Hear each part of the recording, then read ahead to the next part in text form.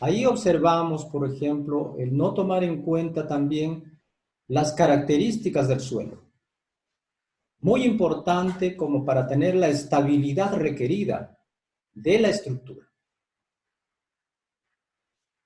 Muchas veces obviamos por temas más eh, económicos, pensando que tal vez de ese modo vamos a tener una mejor ganancia o simplemente vamos a ser felicitados por algún representante de más alto cargo. Y grave error. Entonces vemos que las fallas o defectos de las obras civiles son estudiados por un área de ingeniería o por parte de la ingeniería que es la patología. Esto estudia los síntomas, los mecanismos, orígenes y también las causas de los defectos o fallas de las obras civiles, lo cual genera el diagnóstico del problema. Entonces vemos de que un adecuado diagnóstico será aquel que esclarezca todos los aspectos del problema, los síntomas, el mecanismo, el origen, las causas, consecuencias y oportunidad de intervención. Las causas de las fallas. ¿Cuáles son las causas? ¿Qué es lo que produce los daños, las lesiones? Que normalmente lo podemos apreciar a simple vista. Pero también si somos más rigurosos podemos instalar instrumentos que nos permitan tener una idea muy clara en qué momento se está iniciando estas lesiones o estos daños. Instrumentos muy sofisticados que hoy en día lo tenemos en el mercado. Lo podemos ver cada cierto tiempo o también lo podemos ver en tiempo real. Por ejemplo, los asentamientos podemos observarlo en tiempo real o también cada cierto tiempo. Igualmente los desplazamientos horizontales, los giros. Ahora en estos tiempos, pues es muy fácil realizar ese tipo de mediciones. Las causas pueden ser errores del proyecto, errores en cuanto al conocimiento insuficiente del terreno, errores en cuanto al diseño, errores en cuanto al cálculo. También pueden ser defectos de ejecución de la obra, falta de calidad de la durabilidad de los materiales. Estos materiales son proyectados para ciertas funciones, pero si no realizamos los ensayos adecuados en cuanto a su resistencia, calidad, durabilidad, con el tiempo, a largo plazo, vamos a tener un inconveniente. Y estos materiales no van a resistir la carga que se está colocando sobre ese material. Entonces también, ¿cuál es un producto de las causas? ¿Qué produce las causas? ¿Qué causas son los que producen estas fallas? Colocar una cimentación sobre terreno inestable, los cuales producen asentamientos generalizados. Entonces, es muy importante poder conocer las causas. ¿Para qué? Para evitar los daños antes de que ocurran estos daños, antes de que se produzcan. Pero si ya se produjeron, también es muy importante para establecer un correcto diagnóstico. ¿Qué ocurrió? ¿Por qué ocurrió? Es muy importante. Y plantear una estrategia de intervención efectiva, el momento adecuado. Entonces, si nosotros tomamos en cuenta detalle por detalle de las estructuras de la cimentación y sabemos que está bien construida, pero aún así la obra falló, quiere decir que el que falló fue el suelo. Quiere decir que no hemos tomado esa debida precaución en el suelo, que no hemos tomado los datos adecuados. Toda estructura va a presentar algún tipo de asientos o asentamientos, desplazamientos o giros, sea de mayor o menor magnitud. pero cuando sobrepasa lo permisible, ahí es donde ocurren los daños. Incluso pueden haber daños catastróficos. Los casos en que se ha visto normalmente estas fallas de cimentaciones son cuando los cimientos están colocados sobre suelos problemáticos, arcillas expansivas, suelos colapsables, suelos dispersivos. ¿Y por qué nosotros deberíamos tener esa sorpresa, por decirlo así, entre comillas, de que está cimentado sobre este tipo de suelos? Por la simple razón de que no hemos averiguado lo suficiente de las características de estos materiales. Por ahorrarnos un dinero, llegamos a un error muy grande. O por comparar suelos existentes ya investigados en el entorno aledaño a nuestra obra. Si el terreno de este lado funcionó muy bien y se hizo este diseño y está funcionando muy bien, entonces quiere decir de que en este lugar va a funcionar muy bien. Grave error, porque no funcionan así las cosas. Yo tengo que hacer exclusivamente el diseño adecuado para cimentar en el terreno que me corresponde. No con las características del terreno aledaño, sino con las características del terreno que yo tengo para hacer ese diseño, esa obra. Entonces, los factores condicionantes que contribuyen al deterioro de la cimentación y esta a la vez contribuye a que se deteriore la edificación colocada sobre él, son las características geológicas y geotécnicas del suelo de cimentación.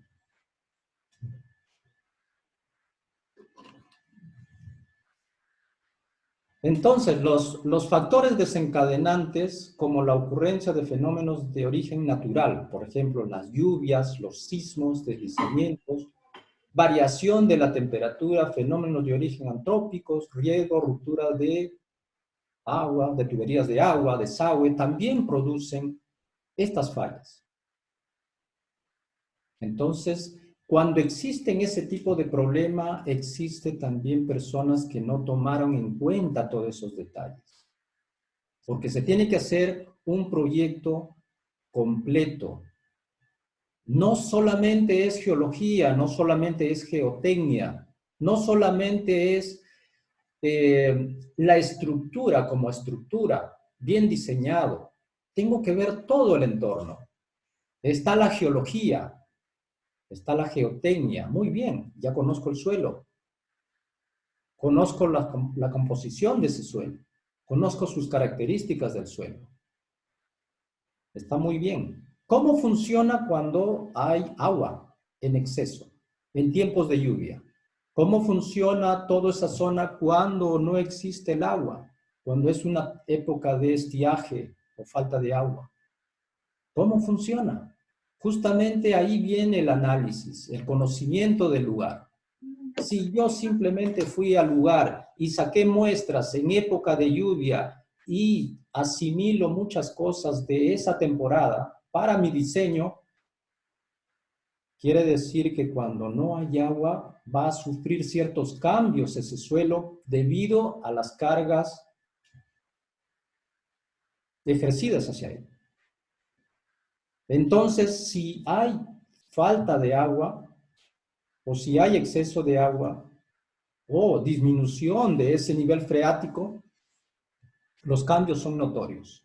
Y existen justamente esos cambios y eso repercute directamente en la variación de la estabilidad de la estructura. Veamos un ejemplo aplicativo. Hemos trabajado en este proyecto para investigar qué ocurrió en ese lugar. Entonces, como antecedentes tenemos que unos años antes, al inicio de la obra, se realizó movimientos de tierra. El 50% del terreno quedó en corte y el otro 50% quedó en relleno. No se contaba con el estudio geológico regional y tampoco del estudio geológico local. El estudio geotécnico fue realizado parcialmente, solo mecánica de suelos. La obra se realizó entre los años 2014 a 2015, la ejecución de la obra. En el año 2018 alertaron sobre asentamientos, pequeños asentamientos. Antes del 2018 no se cuenta con reportes sobre problemas relacionados con deformaciones del terreno. O tal vez no se dieron cuenta. Como ustedes pueden ver en la fotografía, observamos un colegio recién inaugurado. Incluso los asistentes, que son los niños y profesores, ya estuvieron haciendo uso de esa predio. Una obra muy reciente, muy nueva, por decirlo así. Se tiene información complementaria como plano topográfico, planos de cimentación, cortes, elevaciones y planos estructurales de la construcción. Ahí observamos lo que le mencioné. 50% del área construida fue sobre relleno y 50% del área construida en corte del material existente, del material natural. En la edificación del pabellón B, que ustedes observaron hace un momento, que es el fondo que se observa, el pabellón B es del lado derecho, el pabellón B es del lado derecho.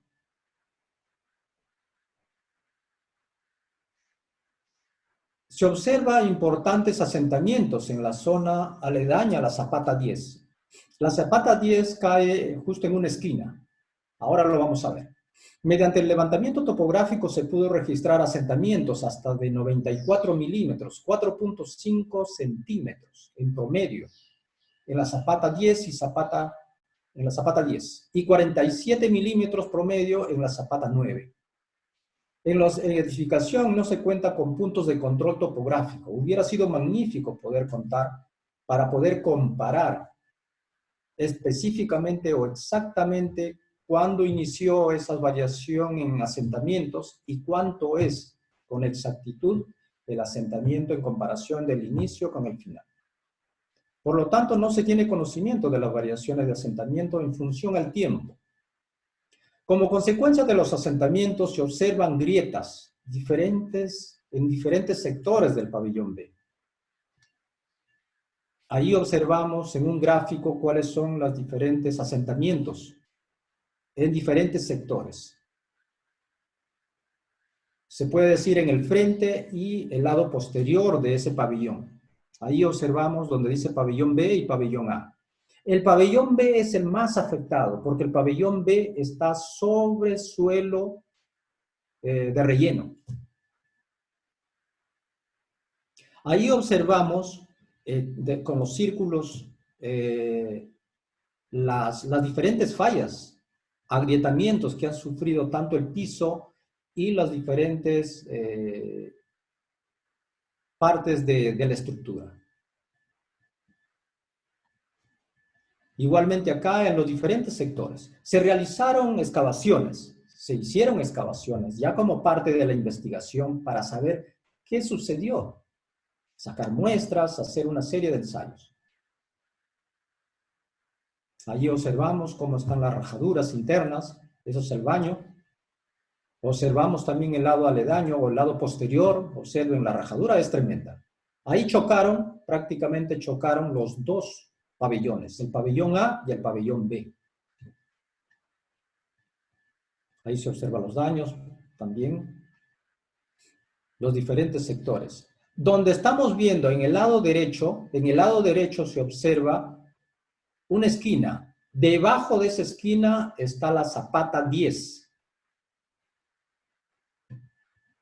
Observen el piso, está levantado, resquebrajado. Eso está en el sector de la Zapata 10.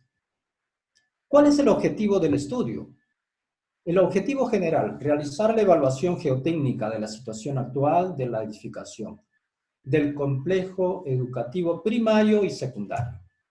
Objetivos específicos: realizar evaluación en campo mediante exploraciones del suelo, mediante investigaciones geotécnicas, geofísicas, con el propósito de conocer las características de los materiales que conforman el suelo de cimentación y las condiciones de desplante de la zapata. Programa de trabajo. Eso es el programa, no voy a dar lectura porque ahí ustedes lo van a tener y con calma lo van a leer y van a analizar y correlacionar toda la información que a grosso modo en el tiempo que tengo les voy a brindar.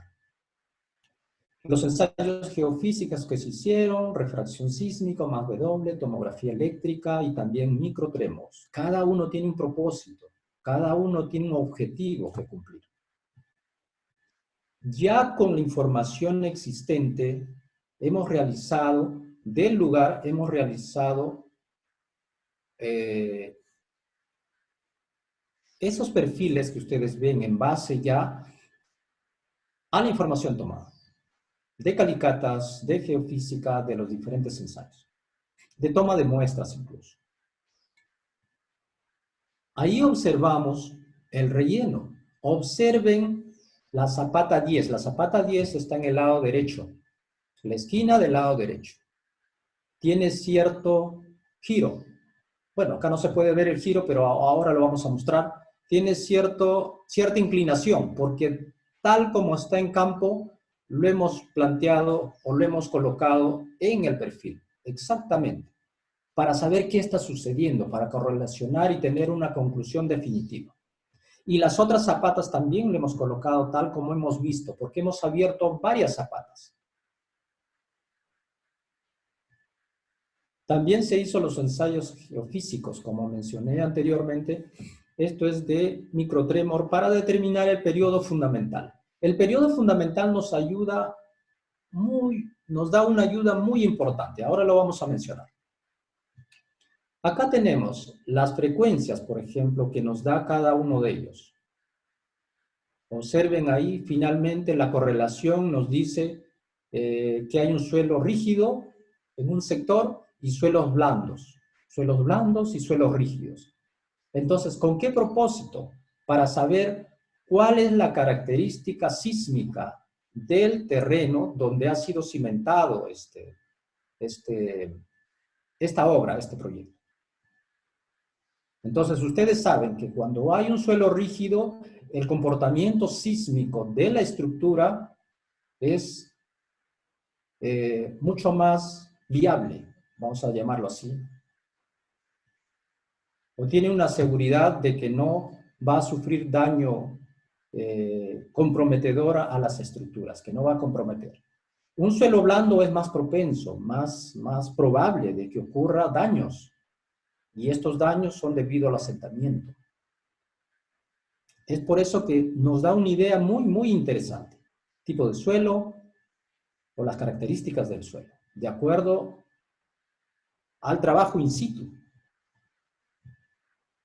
Asimismo se observó, observen las zonas celestes, ya con la tomografía eléctrica, de que hay zonas con mayor contenido de humedad. Y observen la zapata 10. Ahora la zapata 10 estás en el lado izquierdo, en la esquina del lado izquierdo. Existe una cantidad considerable de contenido de humedad. Y esto lo hemos podido corroborar porque se ha hecho calicatas y se ha sacado muestras y esas muestras corroboraron de que el contenido de humedad es elevado en esos sectores. No solamente hemos hecho geofísica y decir, ahí está esas condiciones que presentan aproximadamente. No, hemos corroborado cada uno de ellos. Igualmente en el otro sector. O sea, en la cara, en el frente y en el lado posterior del pabellón A y del pabellón B. Observen el contenido de humedad que existe.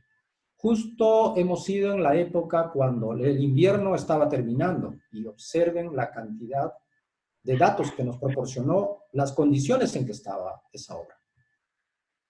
Igualmente hemos contrastado o correlacionado la información de la parte geotécnica, de los datos, de los parámetros geotécnicos, de las condiciones que tiene el suelo en ese instante, en esos días, en esa época, en esa temporada. Se realizaron diferentes tipos de ensayo para obtener los parámetros que estamos observando y poder corroborar qué está pasando. Pero se hicieron ensayos en las condiciones que hemos encontrado y también ensayos considerando que no tiene mayor contenido de humedad, o sea, suelo seco. Análisis de ingeniería se hizo tipo de falla. Análisis de ingeniería ya se hizo un análisis para saber qué tipo de falla está ocurriendo en esas cimentaciones afectadas. Falla por corte general, falla por funcionamiento o falla local. ¿Cuál de ellos está sucediendo ya con los datos obtenidos? Entonces hemos aplicado la información que ustedes ven ahí, lo cual nos ha dado resultados lo que estamos viendo, de acuerdo a las dimensiones. La zapata 9, que está al lado de la 10, está fallando por corte local. Y la zapata 10 también está fallando por corte local. Si es cierto que no se observa los daños iguales o muy similares, es porque la ubicación específica que tiene cada uno de ellos. También observamos que la zapata 10 ha sufrido un giro. Ahora la pregunta es, ¿por qué la zapata 10 gira y por qué la zapata 9 y las zapatas aledañas no sufrieron ese mismo problema? Se observó, y tal como se observó, le estamos dando a conocer, con la auscultación directa. Entonces, a partir de las evidencias observadas en campo y del análisis de la información geotécnica e información disponible proporcionada por el constructor de la obra, las deformaciones observadas en el pabellón B pueden estar asociadas a las siguientes causas principales. Uno, las causas constructivas, y otros, causas ambientales y antrópicas. Las causas constructivas se refieren más al mal uso de la norma, en este caso la norma peruana. Suelo de cimentación, dice, apartado tanto, los cuales identifica, y dice bien claro, si tiene más del 12% de finos, se compacta a una densidad mayor al 90%. ¿Qué sucede si yo no realizo ese paso tan importante que ya se tiene por conocimiento y está colocado en una norma? Simplemente lo que espero es lo que pasó, una falla. Entonces, al ser caso omiso de esa gran importancia o conocimiento ya que se tiene, los problemas ya se van a generar.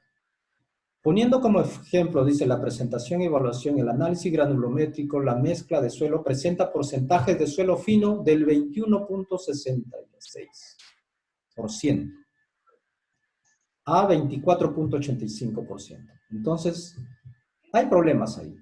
Hemos hecho una comparación también con el Proctor modificado para ver cuál es esa correlación de compactación existente actualmente y lo que decía los estudios geotécnicos que habían hecho, que ya le hemos mencionado anteriormente. Entonces, hemos analizado cada paso, como ustedes pueden ver. Entonces, no lo vamos a explicar detalladamente, me gustaría más adelante poder tener un poco más de tiempo y ahí les explico. Entonces hemos hecho, como les digo, varios tipos de auscultaciones en diferentes lugares para hacer un barrido total de todo el área y poder comparar un lugar, un sector y para ver qué está pasando.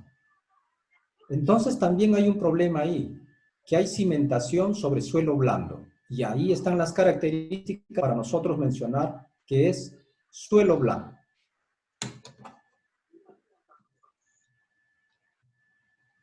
Igualmente ahí están todas las características de acuerdo a su estratigrafía, según determinado en campo.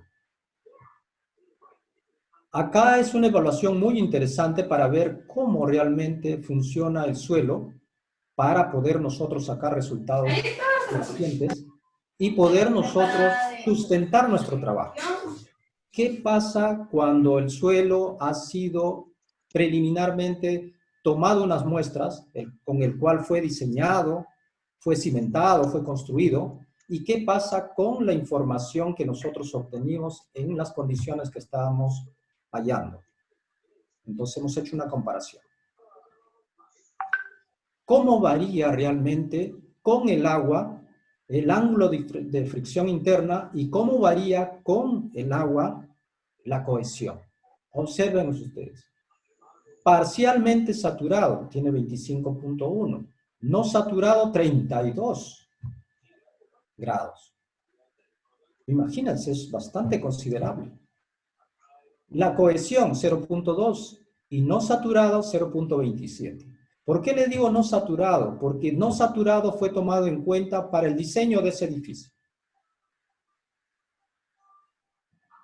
¿A qué conclusión llegamos? Los factores condicionantes que contribuyeron al deterioro de la edificación fueron las características geológicas y geotécnicas del suelo de cimentación, grava arcillosa, arenosa, expuestos a factores desencadenantes, como la ocurrencia de fenómenos de origen natural.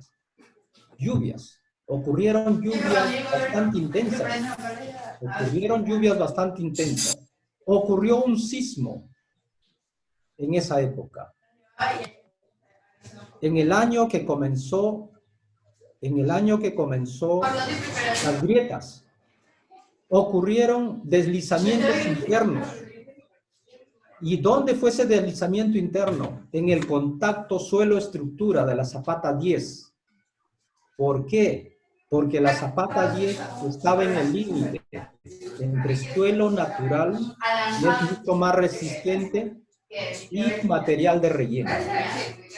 Pero estuvo cimentado sobre material de relleno.